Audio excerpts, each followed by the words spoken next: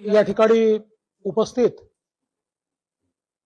आपल्या कौशल्य विकास विभागाचे मंत्री श्री मंगल प्रभात लोढाजी, श्रीमती निधी चौधरी, विभागाचे सर्व सन्मान्य अधिकारी आणि विविध महाविद्यालयातनं जोडलेले सर्व शिक्षक, प्राध्यापक, विद्यार्थी भगिनी आणि बंधूंनो, आज ही अतिशय आनंदाची गोष्ट आहे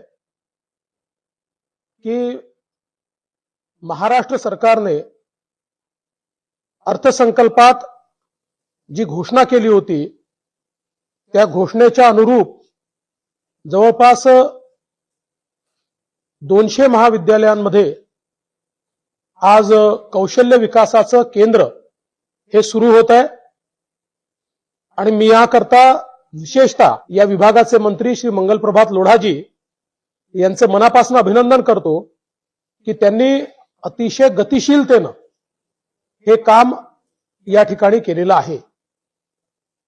खरं म्हणजे आपण जर बघितलं तर माननीय प्रधानमंत्री नरेंद्र मोदीजी यांच्या नेतृत्वामध्ये गेल्या 10 वर्षामध्ये भारताची अर्थव्यवस्था ही 11व्या क्रमांकावरून 5व्या क्रमांकावर आली आहे।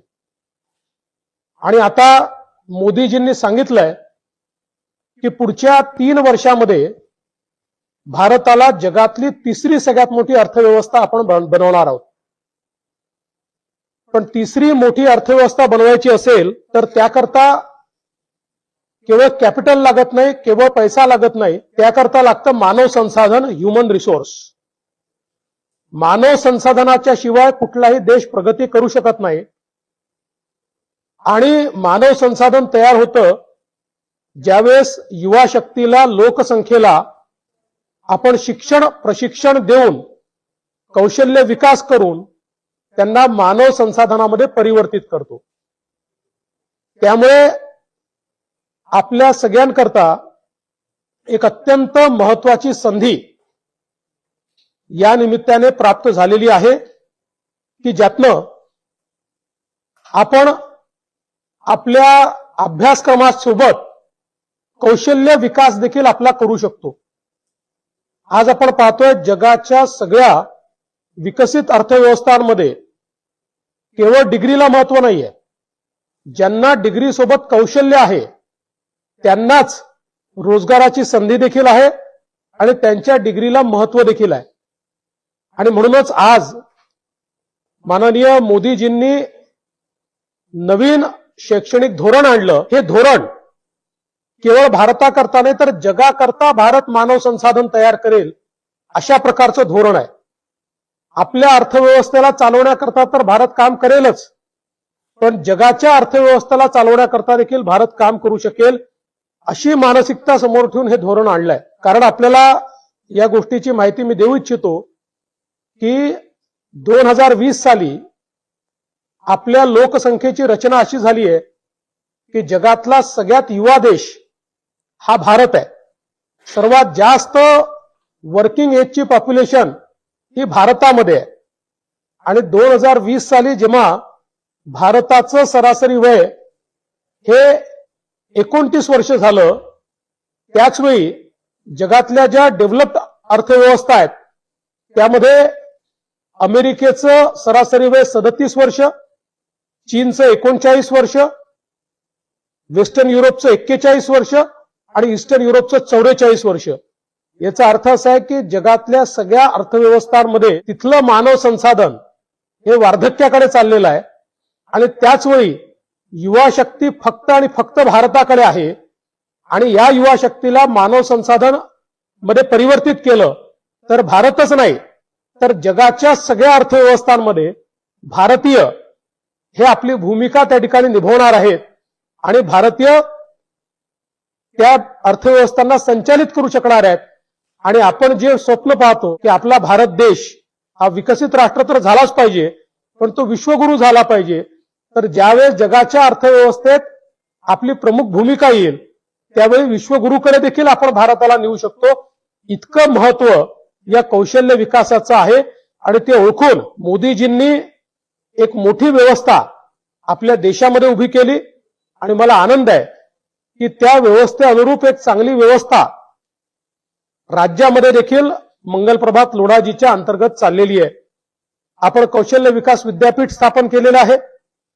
त्या विद्यापीठाच्या माध्यमातून मोठ्या प्रमाणात आपण त्या ठिकाणी कोर्सेस तयार करतो. आज कौशल्य विकासाच्या संदर्भातल्या कोर्सेसचं इक्विव्हॅलन्स झालेलं आहे. त्याचे क्रेडिट कसे मिळतील या संदर्भातल्या फ्रेमवर्क तयार झालेला आहे. त्यामुळे आता जी काही आपलं फॉर्मल एज्युकेशन सिस्टीम आहे त्या सिस्टीम मधनं एंट्री आणि एक्झिट देखील सोपी झाली आहे. म्हणजे अगदी एखाद्या व्यक्तीला शिकता आलं नाही आणि काम करावं लागलं तर त्या कामामध्ये तो जो शिकलाय त्याचे क्रेडिट घेऊन तो पुन्हा फॉर्मल एज्युकेशन सिस्टीम मध्ये वरती येऊ शकतो. अशा प्रकारची व्यवस्था देखील आज आपल्या देशामध्ये तयार झालेली आहे. आणि म्हणून मला असं वाटतं की आपण सगळे सौभाग्यशाली आहात की या व्यवस्थेमध्ये महाराष्ट्र सरकारने जे काही काम हातामध्ये घेतलेलं आहे ते काम आता आपल्यापासून सुरुवात होते आहे. तुम्हाला ही पहिली संधी या ठिकाणी मिळाली आहे. आपापल्या परीनं जे काही मार्केटमध्ये आज डिमांड आहे त्या डिमांड अनुरूप ही कौशल्य आपण त्या ठिकाणी तयार केलेली आहेत. त्याचं ट्रेनिंग जर आपण घेतलं, कौशल्य विकास आपण आपला करून घेतला आणि आपल्याला ते स्किल जर प्राप्त झालं तर मला विश्वास आहे की आपल्यापैकी कोणीही तक्रार करणार नाही की आम्ही शिकलो पण बेरोजगार आहोत. कारण आज ज्यांचं स्किल डेव्हलप झालेलं आहे असा कोणीही अर्थव्यवस्थेमध्ये बेरोजगार राहू शकत नाही. ज्यांनी केवळ शिक्षण घेतलं पण कौशल्य नाहीये त्यांना मात्र अनेक वेळा आपल्याला कल्पना आहे संधींची कमतरता असते. त्यामुळे जास्त संधी आपल्याला देण्याकरता हा एक चांगला कार्यक्रम आयोजित करण्यात आलाय. मी मंगलप्रभात लोढाजींचं आणि त्यांच्या संपूर्ण विभागाचं अतिशय मनापासून अभिनंदन करतो. आणि हे जी काही ही योजना आहे मंगलप्रभातजींनी आताच मला या ठिकाणी सुचवलं आहे की या योजनेला चाणक्य कौशल्य विकास केंद्र अशा प्रकारचं नाव हे आपण त्या ठिकाणी देतो आहोत. आपल्याला कल्पना आहे की जे आचार्य चाणक्य होते हे स्वतंत्र ज्यावेळेस संपूर्ण भारत एकसंघ झाला होता अशा काळातले एक असे गुरु होते की ज्यांनी कौटिल्याचं अर्थशास्त्र लिहिलं. कौटिल्याचं अर्थशास्त्र हे आजही म्हणजे 1000 वर्षापूर्वी 1500 वर्षापूर्वी लिहिलेलं कौटिल्याचं अर्थशास्त्र हे आजही अर्थव्यवस्थेतलं प्रमाण पुस्तक मानलं जातं. आणि त्याही वेळी कौटिल्याचं अर्थशास्त्र लिहिताना त्यांनी कौशल्य विकास आणि कौशल्य प्राप्त मानव संसाधन या संदर्भातले विचार मांडलेत आणि कशा प्रकारे कौशल्य दिलं तरच समाज आपल्या पायावर उभा राहू शकतो हे देखील त्यांनी त्या काळामध्ये आपल्याला सांगितलेलं आहे. त्यामुळे मंगलजींचं अभिनंदन करतो की एक चांगलं नाव या ठिकाणी मंगलजींनी सुचवलं. आता आपण सगळे लोक यापुढे या केंद्राचा नीट उपयोग घेऊ आणि चांगल्या प्रकारे आपण आपल्या जीवनामध्ये पुढे जाण्याचा प्रयत्न करू.